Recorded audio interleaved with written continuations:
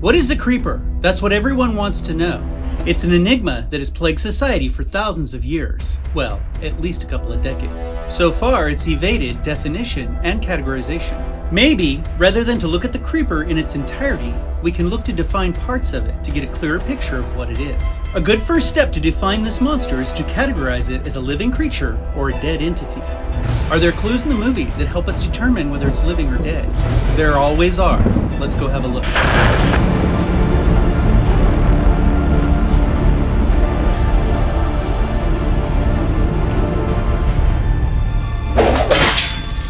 We recently did a survey with fans and asked them if they thought the creeper was alive or dead, and a vast majority thought that the creeper was a living creature. Is it living? This is a great question, and Jeepers Creepers fans are completely divided on the subject. What's more, most of us have held our opinions about it and never considered the alternate narrative. In other words, no one thought of this as a topic for debate. Additionally, as we discuss this, we're going to make a few assumptions that come directly from the director. He once stated in an older interview that the creeper isn't a demon, it's not an alien, and it was once human. So, is it a living creature or a dead entity? What do you think? Let's jump in and see what we can find out. And before we jump into this, just a quick word. Please, won't you take a moment to help starving YouTubers? They have feelings too. Most viewers aren't subscribers. Subscribing is easy, it's free, and you can watch knowing you're making a difference. Just one sub is all it takes. Won't you subscribe now? All right, back to the good stuff. It eats lungs so we can breathe, and eyes so we can see. The creeper needs organs to replace its own, which are always in some state of disrepair. It took something significant from the boy that was wrapped and roped and left for dead in the basement of the old church. It took something from Billy Taggart's head.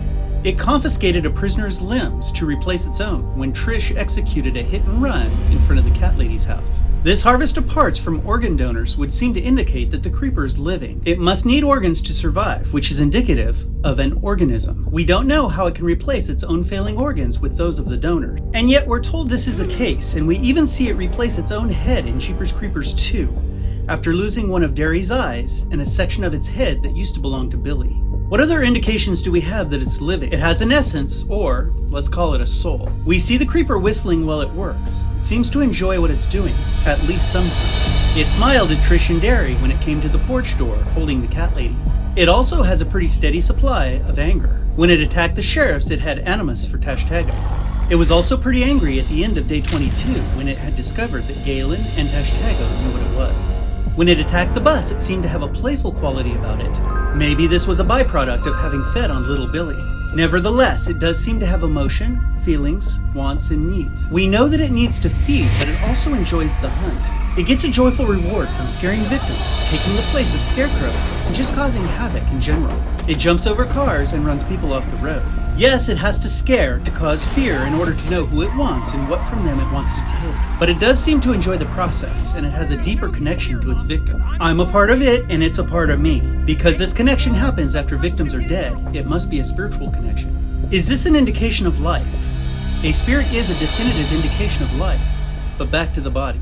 It probably wouldn't come as a surprise to anyone that the creeper has a dry skin problem. In Jeepers Creepers, when Trish ran over the creeper with her car, it was lying in the middle of the road while a gentle breeze was blowing parts of the creeper away. The concentration of its damaged limbs was completely dry and dusty. Immediately following that incident, the creeper traveled to the sheriff's station to visit the inmates. When it got out of the truck, dust could be seen falling out of the pant leg where the creeper's leg had recently been. Earlier, after the creeper had visited Trish's old Impala to scope out Derry's dirty laundry, the state troopers had performed a fingerprint collection on the car's rear door handle.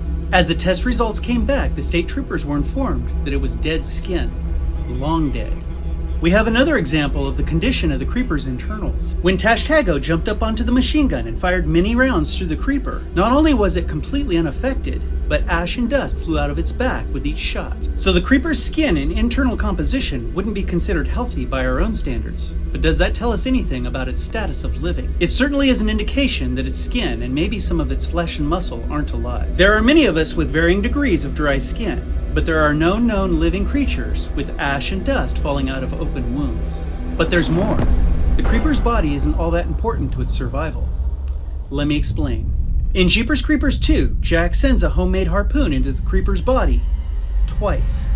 The first shot was right through the heart, at least considering human anatomy. And once again, the creeper was unaffected, flying around at the end of the cable. We aren't sure about the entry point of the second shot, but it's clear it was a direct hit as the creeper landed in a field and was motionless for a short time. And when Rhonda ran a javelin through the creeper's head, at first it pulled off a piece of its head with the javelin, and then it proceeded to remove its entire head. And yet it was still moving and navigating its own morbid surgery to get the new head in place. The creeper's body seems to be a way for it to interact with the physical world, yet it doesn't seem to be vulnerable to common physical attacks associated with biological creatures. There's something else we've overlooked. What about lifeblood? If it bleeds, we can kill it. This is a quote made famous by Arnold in 1987 for the movie Predator. So we'll ask you, does it bleed? We saw it lose several limbs out on a lonely road with no blood, just ash and dust. We also watched it remove its own head and replace it. As that procedure was taking place, there was no blood flowing in and out of the creeper's head. The human neck is responsible for 15 to 20% of a body's blood flow via the carotid arteries, and yet we see no blood. At the end of Jeepers Creepers 2, when Jack is stabbing the creature, we do see some black fluid bubbling up out of the wounds, but not a significant amount. And let's remember, it would make sense for the creeper to have some blood and bodily fluids because of its steady diet of humans containing blood. So if the creeper is alive, how does it survive without blood flow? And does it need to regenerate its heart if it's not actively pumping blood? And for that matter, where is its heart?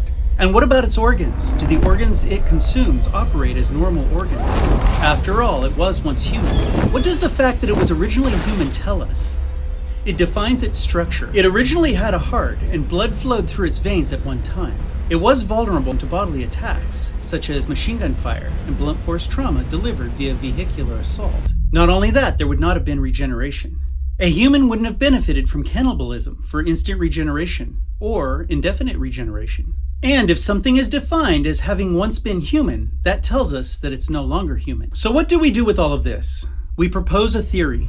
Let's look over the score one more time. It isn't a demon or an alien, and it used to be human. Its body isn't affected by traditional wounds or damage. It does not seem to have an active circulatory system pumping lifeblood.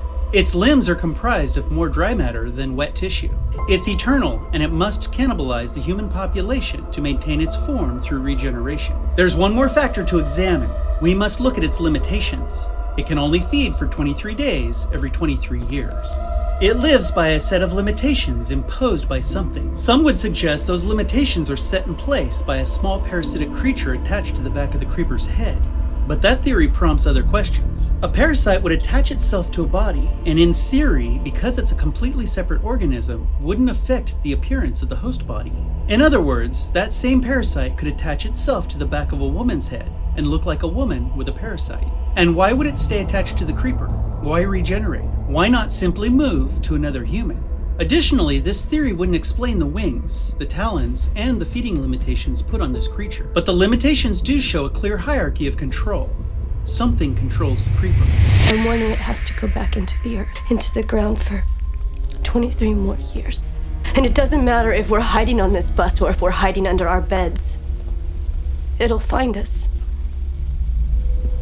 The ones that it picked out. Considering all of the information delivered by the movies, we believe the creeper is a non-living body, occupied by the original human's essence, and that essence has a strong connection to the spiritual world. It seems to be connected to many other souls. That essence exists under a set of rules imposed by another. This isn't the video to make determinations about who or what the creeper is and how it came to be. A majority of the creeper's qualities and characteristics point toward a human who fell for some dark arrangement in exchange for immortality. But as always, we want to hear from you. What do you think? Do any of the movies have compelling evidence to suggest otherwise? Leave us your thoughts in the comments below. Hey, thank you guys for being here with us today. If you appreciate this channel, please do all the usual stuff. Until next time, we'll see you.